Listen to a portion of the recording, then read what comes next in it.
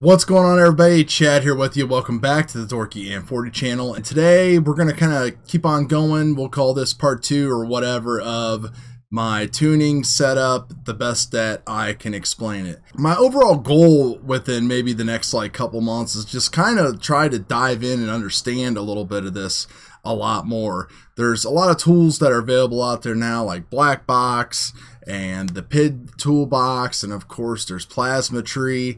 But, you know, looking at all these squiggly lines and all this stuff like that, it just kind of gets, it's just way too much. I mean, just based from the comments that I had on this video alone that I will link up here, my current tune and the best way I can explain it, is that just showing people a different perspective of rates and the kind of rates that I run, it seemed to help some people, and people were kind of excited about it. It goes either way. I've seen people run an RC rate of 1.5 to 1.7 and an expo up to 0.7 and 0.8. So they have just as much of this in the middle, but then they have even more snap at the end. But I've got a couple good ships that are flying really good right now, and I want to make little changes and tweaks to them and stuff, and try to log this stuff and put it out there to the Betaflight community and black box type of people, and get their high level feedback and try to break it down to an easy way for all of us to understand. Now I know people are like, oh, it's just PID and control theory and it's been around for 100 years, or go watch Bardwell's masterclass.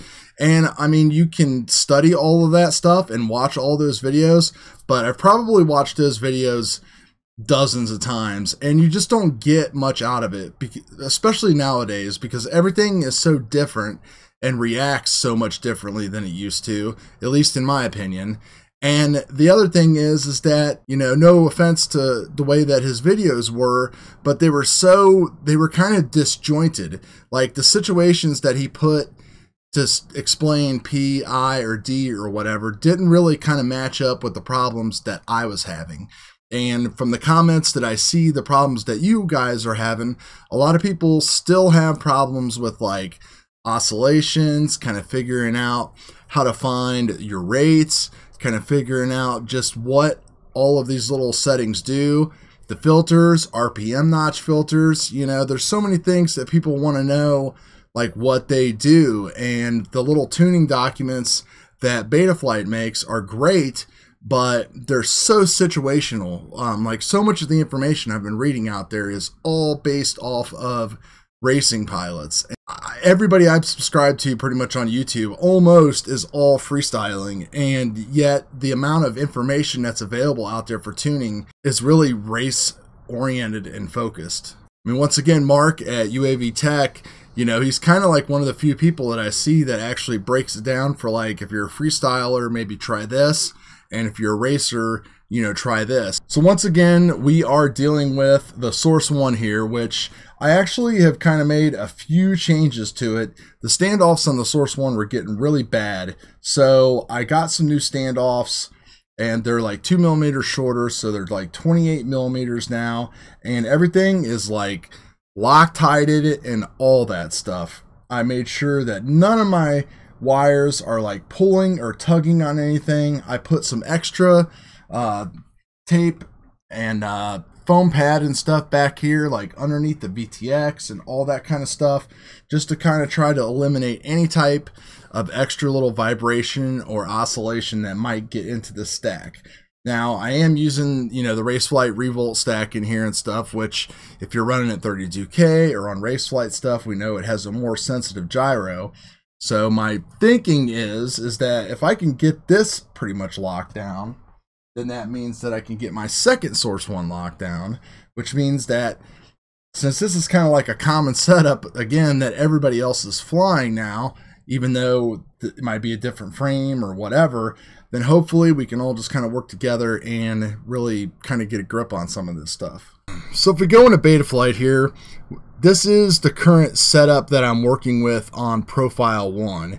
And this differs a little bit. I'll show you from the last tuning setup, which is on Profile 2, which I have made a couple little changes. But according to my logs, what I was seeing was like a lot of, it looked like to me like just too much D on roll. You would basically look at your black box lines, and you know it would be totally over, like the p-value would be here and the D would be here, so it'd be constantly like overshooting and stuff. And doing research and stuff, people say that's bad. So I turned my D values down on roll, and then on the other profile 1, I just completely changed the D values and lowered those down even better. Because honestly, I originally was running with D values this low, and I cranked them up a little bit because now we have this D min here. And the whole theory behind D min is that you could put these things to like 50, 60, 70, whatever, but whatever you have your roll and pitch min set to, that it's just going to stay there in like straightforward flight. So it's not going to shoot up to those. It's not going to basically call for D when you don't need it. And then you can play with the gain to kind of advance that up and down if you're getting over or undershoots.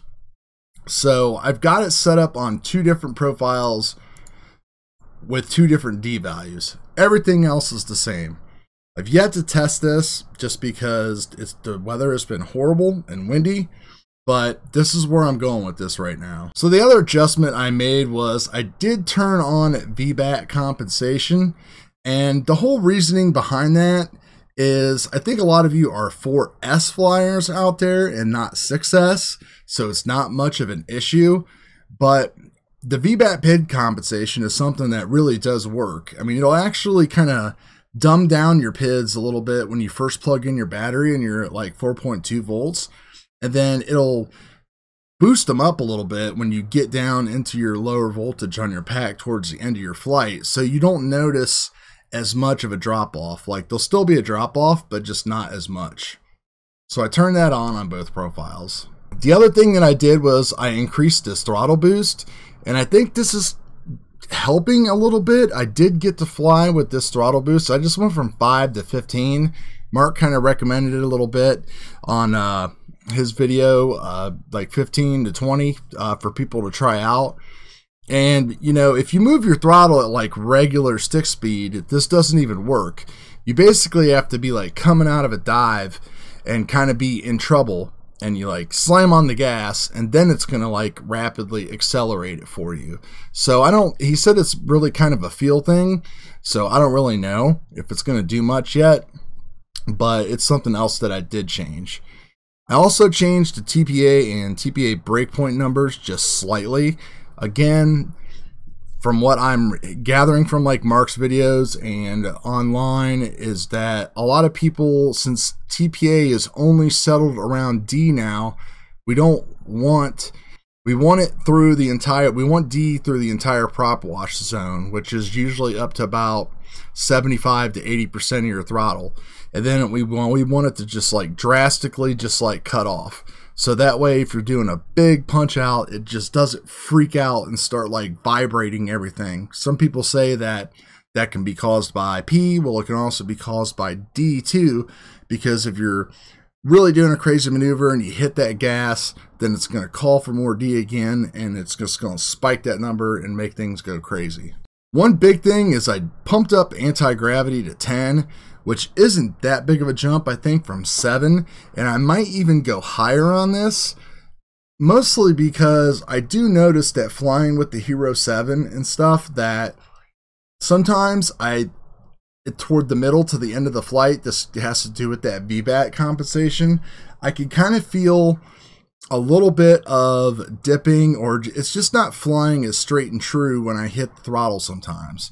So instead of adding more P on pitch, you know, I figured I might as well use anti-gravity gain, because this basically is going to control the actual motors on how much value is being sent to the front versus the rear motor, so that way it can keep the nose nice and steady. One other thing is iTerm relax. I know we already had it on and turned it to gyro, and Mark was saying that he did a video on this, which I watched, and you can see that if you type get relax, you can see that there's always more going on behind the scenes that like we don't know about unless you go looking for it. So there's a cutoff here, which the cutoff is from 1 to 100. The default cutoff in the default settings for iTerm Relax is set point with a cutoff of 20, which seems to be ideal if you are a racer. For freestyling, it seems like a type of gyro with a cutoff at above 11. So you just type in set and then iTerm Relax cutoff equals 11. Save and exit.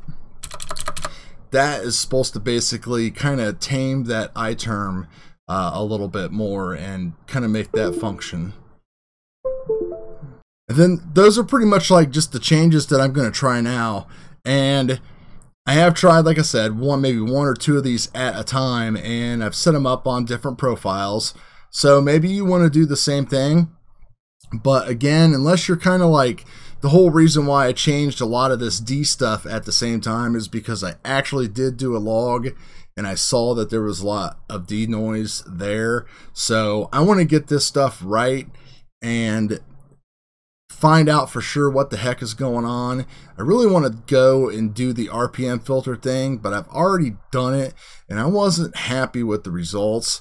And I think it's just because the information is kind of jumbled out there as far as what to do. Hopefully more and more feedback keeps on coming. It's easy to set up.